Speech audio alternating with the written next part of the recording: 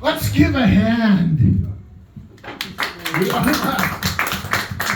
Remember, that's a bidet in there.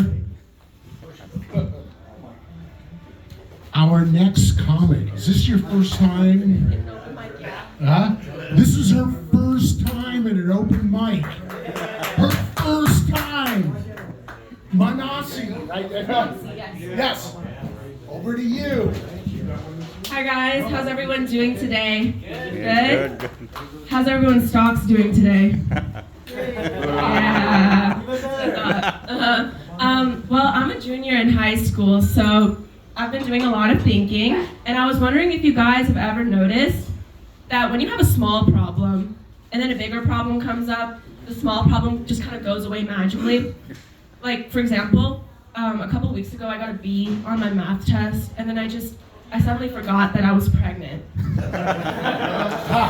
I'm joking. I think my dad just got a heart attack right over there. I'm not pregnant. But yeah, I think this is a great way to find solutions to problems, actually. You know, there's that whole saying, fight fire with fire. No, that just creates a bigger freaking fire. What you need to do is fight fire with a massive flood. Boom, fire gone. I guess another pessimistic way of looking at things is that your life could always be worse, right? I'm pretty sure Gandhi once said, and I'm not quoting Gandhi only because I'm Indian. I'm quoting Gandhi partially because I'm Indian, and partially because he would probably date me. But I'm pretty sure Gandhi once said that I was sad that I had a Lamborghini instead of a Ferrari, and then I looked across the street and I saw someone with a Toyota. Or maybe he was talking about looking at his shoes and then seeing someone across the street without legs. I don't know, I'm not too sure about that one. But, or I guess a more relatable one for like maybe just me, there's no other females over here, but I read an article once that if you run while you're on your period, it's supposed to help alleviate your cramps. And my theory for this is that your body can only hurt in one place at a time. Right, so you start running, your legs hurt, your back hurts, your self-worth hurts. Boom, problem solved. Staying on the same pessimistic tone, my dad over here, after witnessing about 500 of my daily mental breakdowns, he told me to start a gratitude journal. And I told him, no, I want to start a hate journal. I want to start a Regina George Byrne book. And then he was like, okay, how about you write about everything that's not wrong in your life, and then you can feel good about yourself. And I was like, okay, this is a fair compromise. So I opened a notebook, and I was struggling a little bit at the start, but some of my entries are as follows. I'll never have to worry about being anorexic because I love food too much. I'll never have to worry about having time to travel the world because I can never get anything done. I'll never have to worry about having pin straight silky hair when I wake up in the morning, because when I wake up, my hair looks like the definition of a rat's ass. That's not the definition one wants in their hair. That's a really stupid pun.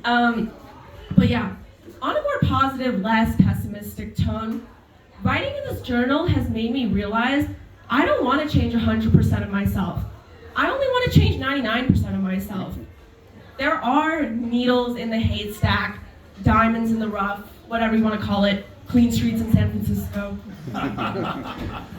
Speaking of clean streets, I don't think that the best reflection of the state of society is their government or their economic policy or even their social policy.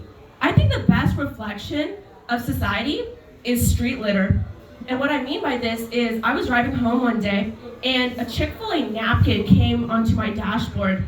And as the buffalo sauce was kind of smearing over the dashboard, I realized this person freaking loves Chick-fil-A, but they hate the buffalo sauce, given how much of it just landed on my dashboard. And that's what I mean when I say that you can tell a lot about society.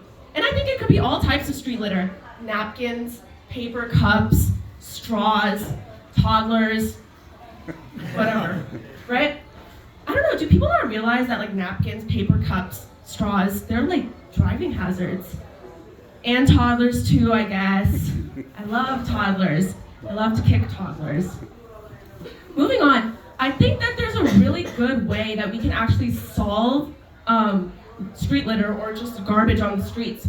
I think if the 49 other states followed California in terms of just digging up potholes every single day, no one would want to drive anymore. And those that still want to drive are probably not going to be driving much longer. They're going to be dead. Right, and so no more drivers means no more litter. And therefore I defend my point. You can solve any problem just by creating a bigger problem. Thank you guys, that's all I have for you. I hope you enjoy.